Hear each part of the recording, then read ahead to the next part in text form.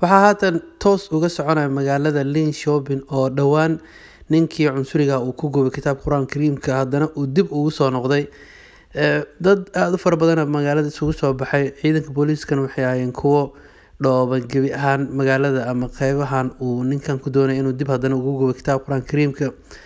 Dadka aad uga falcelinayaan waxaa jira noocyo fara badan waxyaabo badan ay sameeyaan sida caadada ahayd in dhagaxyo ku tuurayaan gawaarida booliiska oo kale ama inay banadayaan ama qashayaan gebi ahaanba howsha foosho xun oo ninka cunsuriga ku doonay. Dhamaan xalay wuxuu qaybo badan uu kamid ahaa xalay uu ku gubay kitaab Quraan Kariimka magaalada Malmo oo ayadana qaybtii ugu dambeysay shalay ahayd sida la socoteen Khamiistii Jimcihii isagoo aad ugu mashquulsanaa gubistaas Quraan Kariimka oo ku gubay Linköping, Jönköping, Örebro iyo Stockholm una la kulmay dhamaan dadka falcelintooda.